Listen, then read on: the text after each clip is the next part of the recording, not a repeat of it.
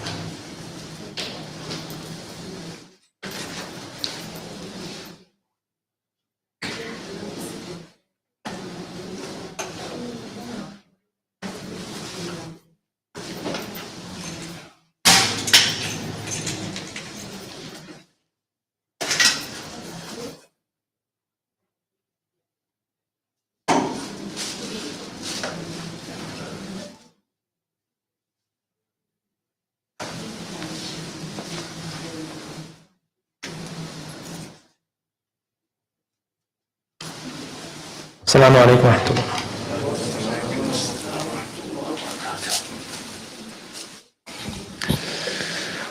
الله أكبر الله أكبر الله أكبر الله أكبر أشهد أن لا إله إلا الله أشهد أن لا إله إلا الله أشهد أن محمدًا رسول الله أشهد أن محمدًا رسول الله حي على الصلاة حي على الصلاة حي على الفلاح حي على الفلاح الله أكبر الله أكبر لا إله إلا الله الله.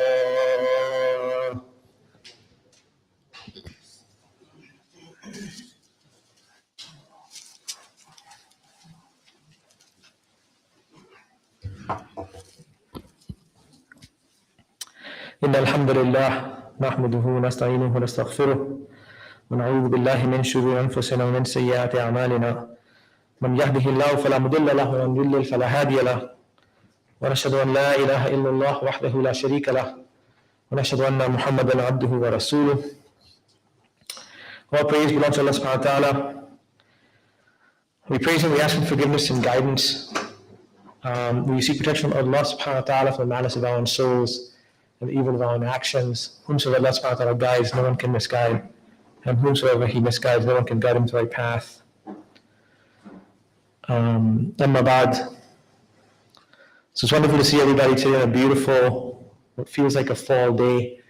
You know, sometimes we have difficulty processing news, especially news that's not good.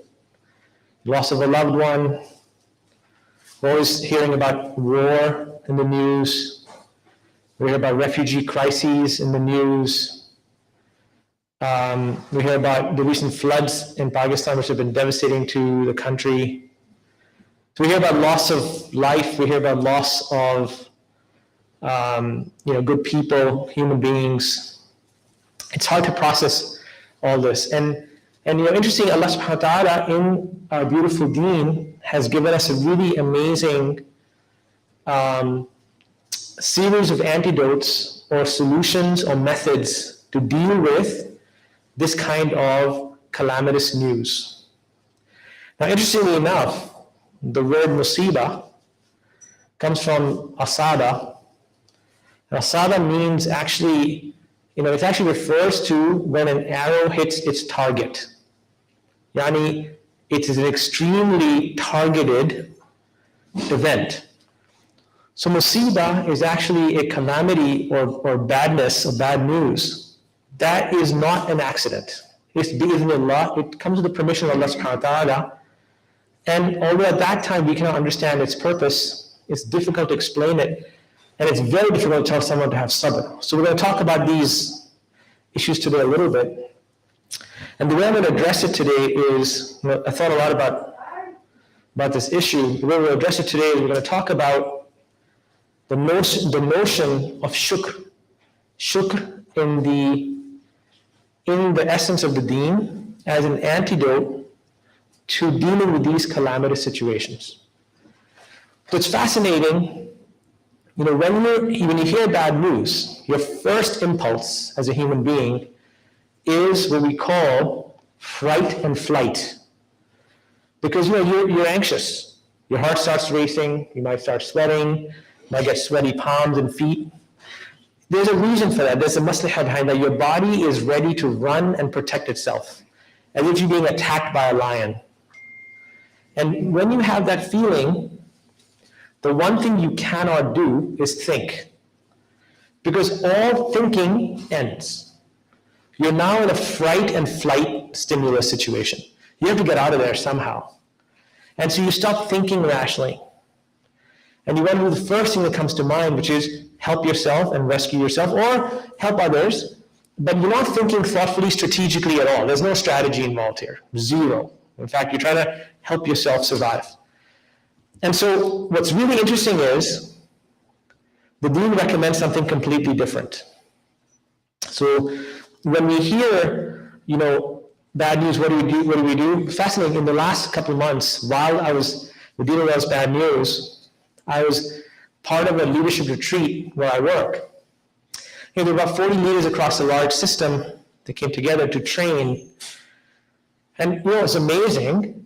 The culmination of 2 days of training and repeat training a couple months later, all these leaders, presidents, vice presidents, chiefs of service, etc.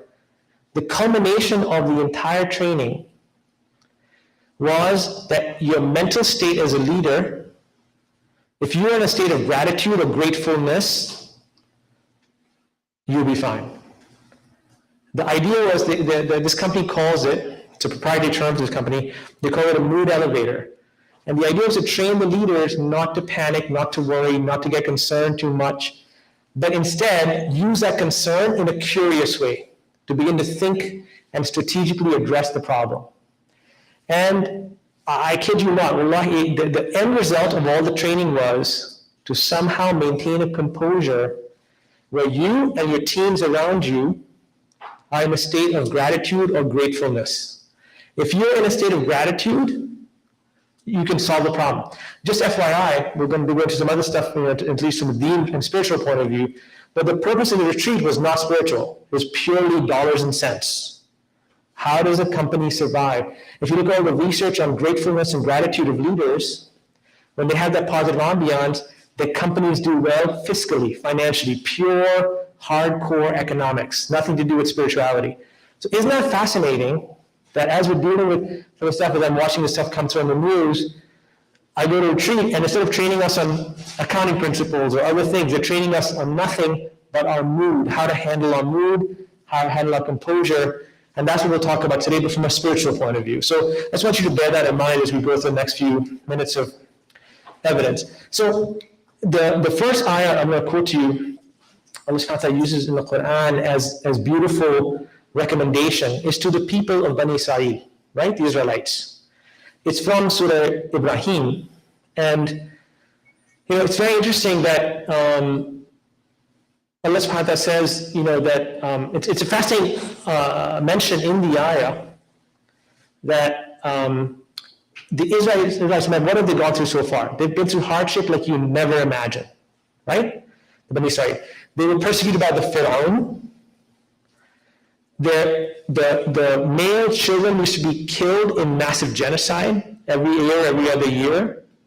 They were enslaved for long periods of time. And they finally escaped through the parted sea.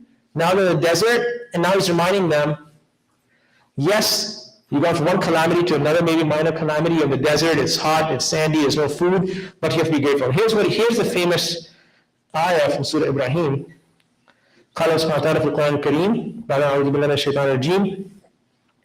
That's why it says وإذا تأذن ربكم لئن شكرتم لأزيدنكم. Right? We all talk about this famous ayah. And what's really fascinating is the second part of the ayah. Allah subhanahu wa ta'ala says وَلَئِن كَفَرْتُمْ إِنَّ عَذَابِ لَشَدِيدٌ. So let's examine the first part of the ayah. So Allah subhanahu wa ta'ala is saying through Musa alayhi salam to the Bani Israel, listen, you're in a bad situation, really bad situation. You're still in a bad situation, but a little bit better. But at this point in time, you really have to have shukr, gratitude. And the question is, how can one be grateful in a bad situation? Well, Allah subhanahu wa ta'ala has a promise. He links actually an if-there statement. Those of you programmers in the room, right, there's an if-there statement. If something happens, then this should happen, if then.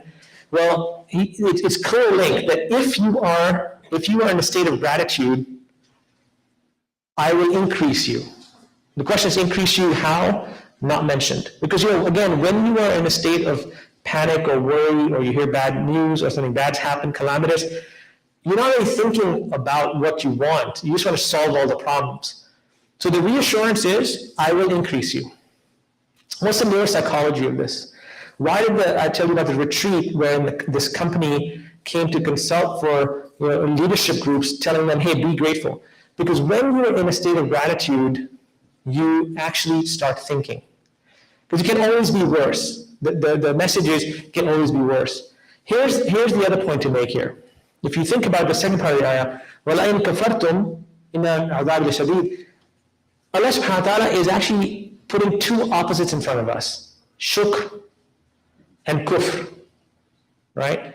The general understanding of kufr is disbelief. Actually, in this context, the Mufassirun mentioned kufr as actually covering up the truth, where you're covering what is true, bil haqq. And so when you cover the truth, you basically are committing kufr. So the point is, covering up the truth leads you to ingratitude.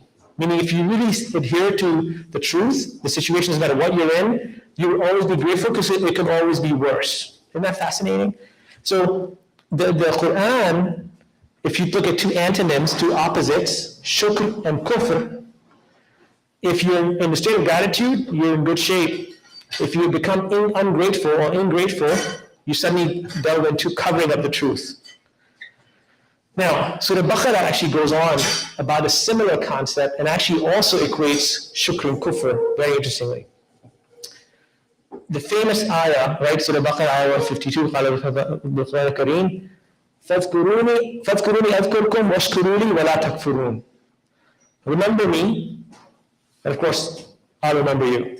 And that's the general translation of the ayah, the simple translation. Washkuru li, and be grateful to me, wala takfurun, and don't be, not a disbeliever, don't be ungrateful. Same shukr and kufr, opposites. Again, same mention. Remember, Quran is quite consistent with this language. So this notion that shukr is so important, how does one do this? Well, Surah Taghabun actually gives us a very interesting, ayah number 11, Surah Taghabun, gives us a very interesting method. How do you begin to think about shukr at the time of calamity? I mean, how can you be grateful? It's so hard, so difficult, almost impossible. You say to someone, hey, I lost a dear one in the family. How can I have sabr? I mean, this is a calamitous situation for our family. Totally understand that, right? How does one get around that? Well, it's very interesting.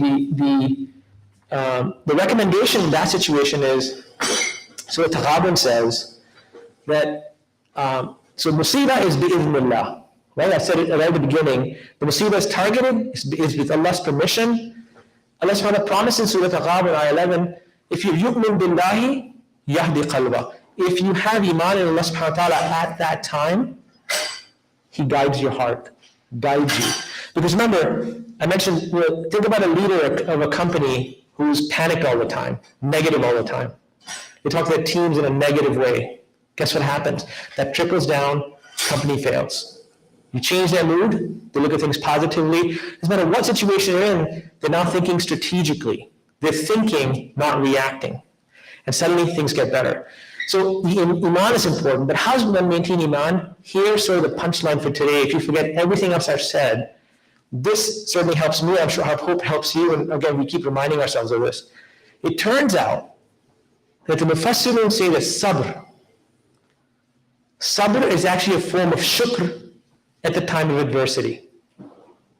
So what sabr? One definition is, it's not just simply patience. That's one way of defining it. Sabr is actually shukr, but at a time where you're in adversity. Because that's the time when you have iman, yu'min billahi yahdi qalbah. When you have iman, at the time of calamity, Allah subhanahu wa ta'ala has a special mercy. He will guide you, guide all of us inshallah. And the most important thing is your shukr form is sabr. So you become patient, you become tolerant, you start thinking strategically in a situation where normally you'd be panicked and you'd be doing something which is fight and flight, make a mistake. I just want to say one other thing. We talked about the practical implication of being in a state of gratitude. What about the spiritual side? Right? How does one train oneself to always be in a state of gratitude?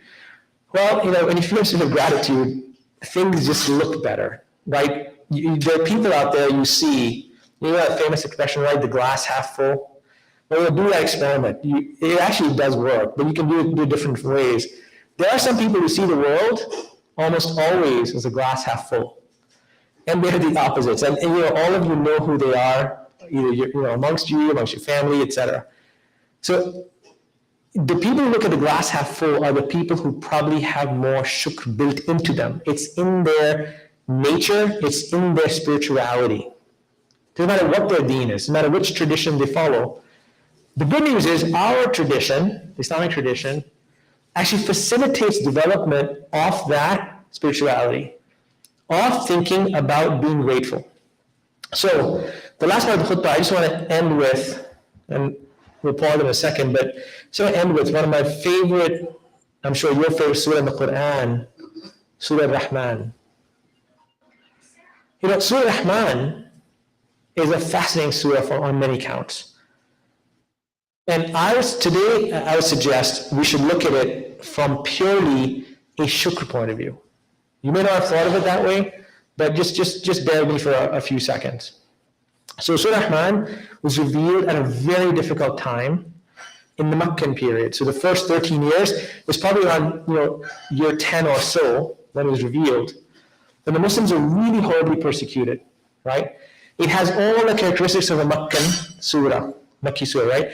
It's short phrases, very poetic, right? Very eloquent. They refer to everything in third person. But here's the punchline, right? On that note, Surah Rahman, and some of the younger people in the audience who probably have looked this up, probably can correct me later. I think the question Allah subhanahu wa ta'ala poses, the rhetorical question, فَبِأَيِّ آلَاءِ رَبِّكُمَا تُكَذِّبَانِ? That rhetorical question occurs probably in excess of 30 times. I think it's 31 times, but you can look it up.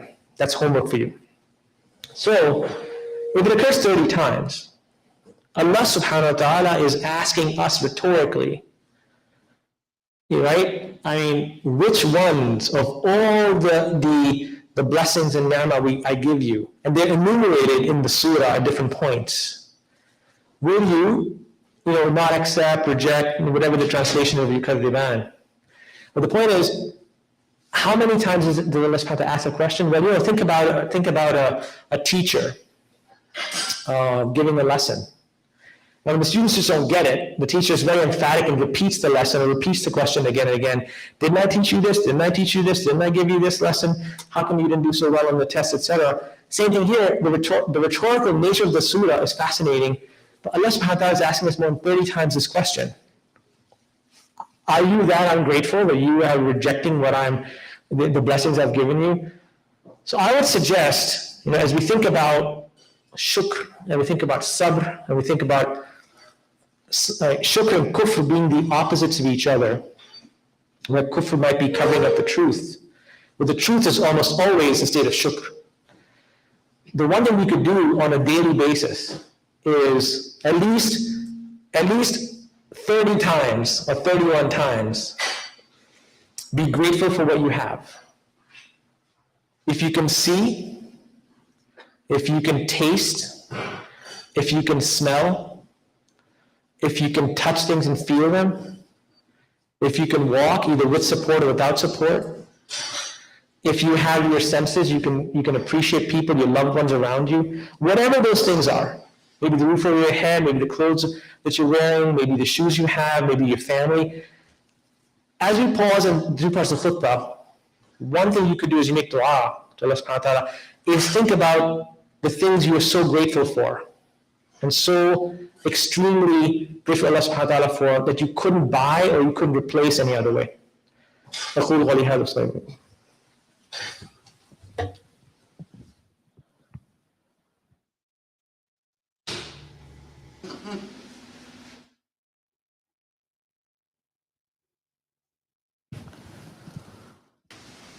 Bismillah, alhamdulillah, wassalatu wassalamu ala rasulillah wa ala alihi wa sahbihi wa man wala. So I'll just end the last couple of minutes just with a reminder. It's fascinating how important being grateful is. Turns out all our ibadat, and I'll mention two today just for the sake of brevity because we don't have much time. The two major events in our calendar every year. Everyone, I'm sure, will echo Ramadan, right? The month of Ramadan is extremely important for us. And the second big event, of course, it's Ramadan culminates, of course, in Eid al-Fitr. And then the second big event is Hajj, right? And it culminates in the Hajj.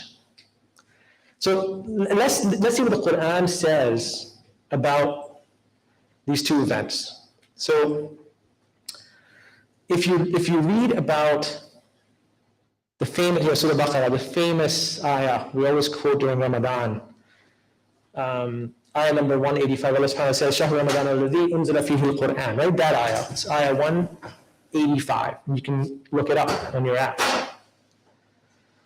That ayah, and Allah subhanahu wa ta'ala talks about, hey, you're going to fast, what you're going to do, etc. You know what that ayah ends with? لَعَلَّكُمْ تَشْكُرُونَ. Fascinating, the two ayahs before that, 183, that ayah is fascinating because that ayah talks about fasting before Ramadan, because remember the other traditions, the Jewish tradition, the Christian tradition also fasted.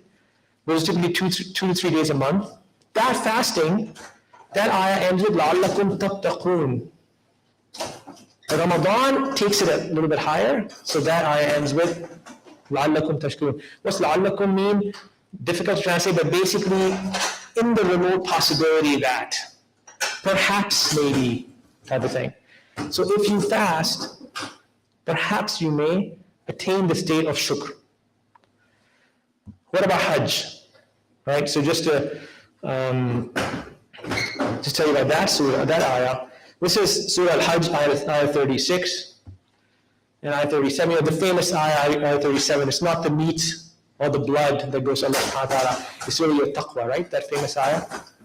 But the ayah before that talks about, the sacrificial animals. Guess what that ayah ends with? لَعَلَّكُمْ تَشْكُرُونَ. Isn't that fascinating? So, as we think about the notion of shukr and kufr, a couple of things to summarize for today. Right, we go about our daily lives, sometimes through PTSD, reading the news, bad news on floods, bad news on someone passing away, on war, crises for refugees, crises for humanity. It's hard to process it. But I think we can be more helpful and much more strategic and much more thoughtful about the help we can provide if we don't do the flight and fright response and panic and get worried, but we do the opposite. We get worried, but we channel it towards a state of shukr for ourselves that we may not be in that situation, and then think about how we can help people in a better way, more strategic way, so we can really help people around the world constructively. So we pray that I'm actually give you a chance to do a quick prayer for yourselves as you think about, we do dua together. As you pray, please make dua and thank Allah subhanahu wa ta'ala and be grateful, have shukr for what He's given us today. I'll give you that personal time during the dua, inshallah. ربنا آتنا في الدنيا حسنة وفي الآخرة حسنة وقنا عذاب النار. Allah subhanahu wa ta'ala give us the best in this world and in the next world and save us from your punishment. ربنا لا تزغ قلوبنا بعد إذ هديتنا وهب لنا من لدنك رحمة إنك أنت الوهاب. Allah subhanahu wa ta'ala, please don't let our hearts be misguided after you've guided them from you, the bestower. ربنا هب لنا من أزواجنا وذرياتنا قرة أعين واجعلنا للمتقين إماما. I'll give you a few seconds to make your own dua, to be grateful to Allah subhanahu wa ta'ala and shukr for everything He's given us, and pray for all the people in the world who are suffering with calamity right now and how we can strategically help them.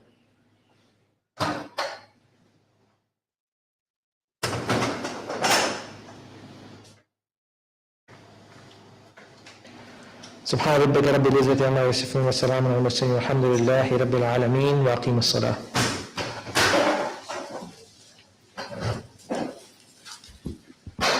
الله أكبر الله أكبر أشهد أن لا إله إلا الله أشهد أن محمدا رسول الله حي على الصلاة حي على الفلاح قد قامت الصلاة وقد قامت الصلاة الله أكبر لا إله إلا الله.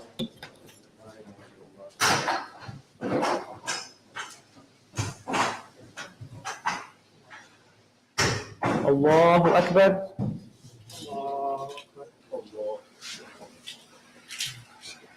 الحمد لله رب العالمين الرحمن الرحيم مالك يوم الدين إياك نعبد وإياك نستعين اهدنا الصراط المستقيم صراط الذين أنعمت عليهم غير المغضوب عليهم ولا